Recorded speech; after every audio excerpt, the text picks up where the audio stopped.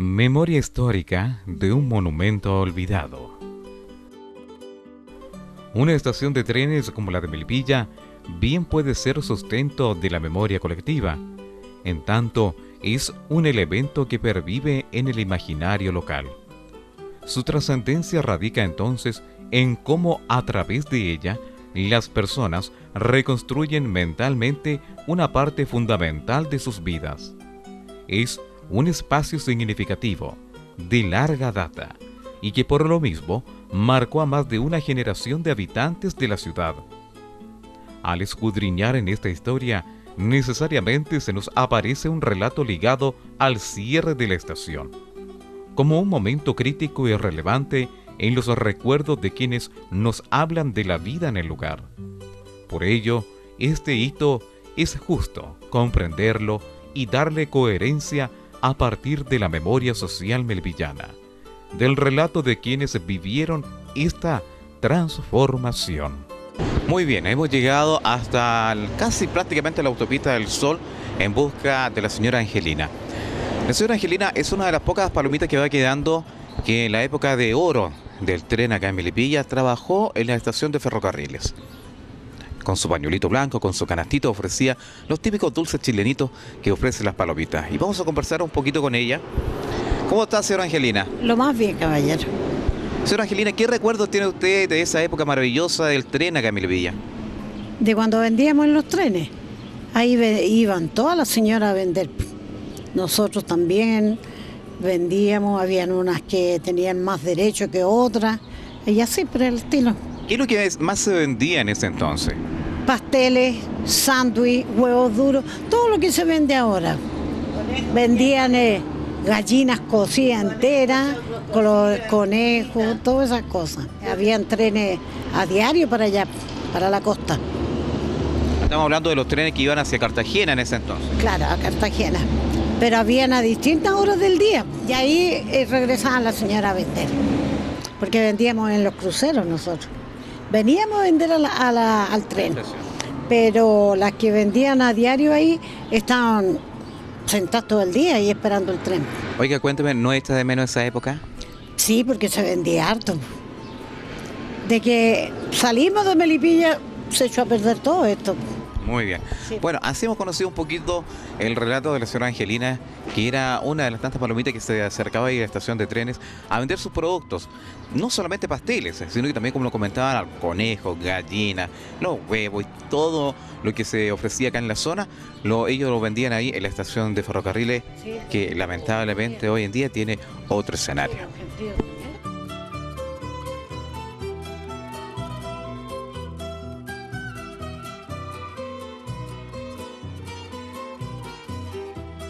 Bueno, y por esas cosas de la vida tuvimos suerte y no encontramos solamente a una persona, sino que encontramos a dos personas que trabajaban en la antigua estación de ferrocarril acá en Melipilla. Y estamos junto a la señora Eddy Adaro, quien le quiero consultar. Señora Eddy, ¿qué recuerdos tiene de aquella hermosa época del tren? ¡Ay, maravilloso! Eran otros tiempos, otra vida, otro mundo. La gente... Pucha, era maravilloso cuando llegaba el tren y corríamos a ponernos ahí, que nos daban 2, 3 minutos y había que ser súper activa para correr y vender, pues si no el tren se iba y quedábamos ahí y muchas se iban y tenían que devolverse después de allá. Y venía mucha gente aquí a la ciudad. Es una tradición muy maravillosa lo de Melipilla. Lo más maravilloso que tuvimos fue cuando paraba el tren.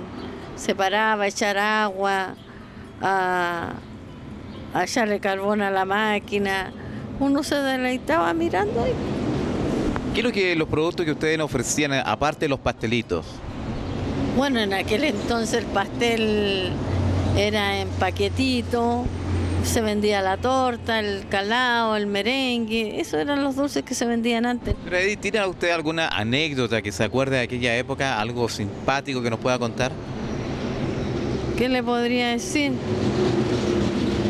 Es que en realidad en aquel entonces todos corríamos por vender porque eran 2, 3 minutos que daban y no daban mucho, ¿ya?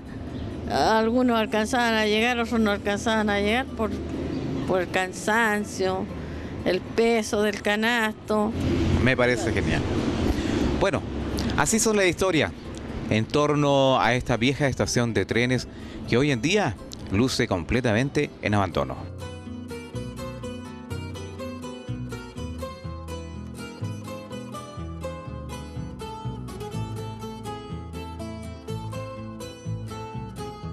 Recordemos que el tren a Melipilla llegó por primera vez en agosto del año 1893.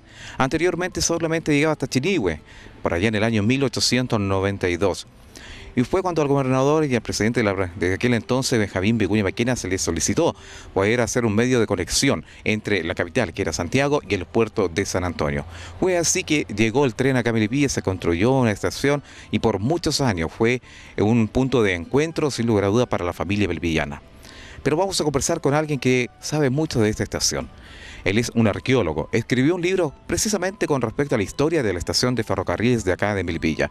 Él es Bruno Jiménez, a quien le agradecemos que esté este día con nosotros.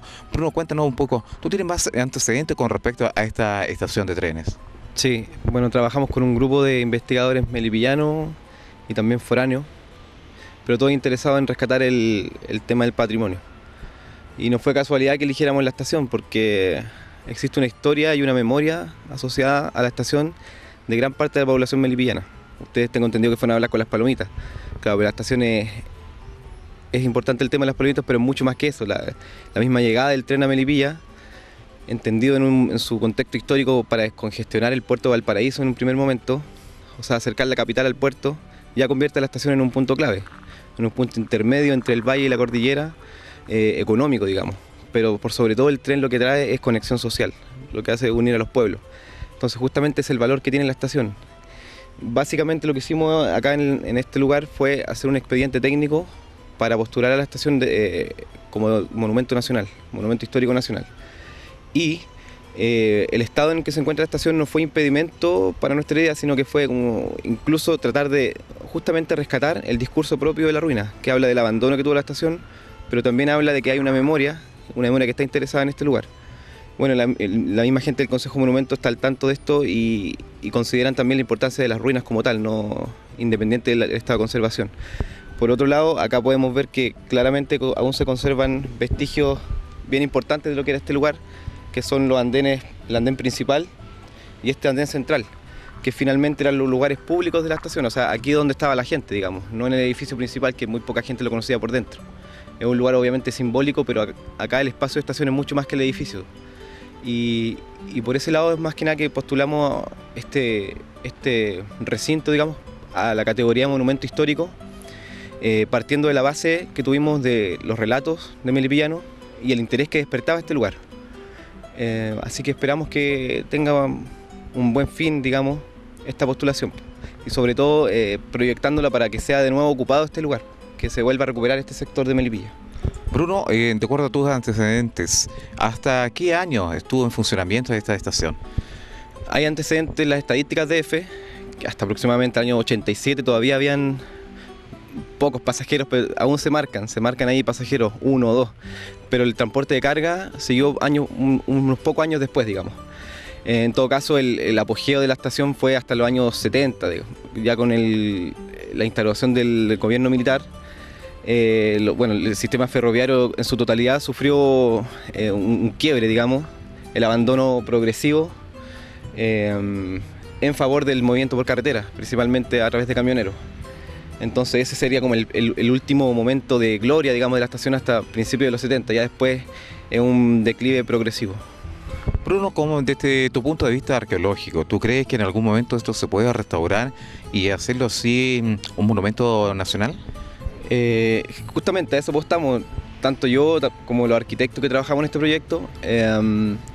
La idea es conservar la ruina propiamente tal, es consolidar la ruina como discurso, pero también proteger el espacio colindante, digamos, sobre todo el zócalo que vemos ahí al frente de la bodega, de la antigua bodega que tenía la estación. Y ese es un espacio ideal para ser ocupado, para ser reutilizado y enfrentando a los rieles antiguos y a la propia ruina. O sea, eso es posible, es muy factible y esa es la idea. Nosotros apostamos por recuperar el lugar.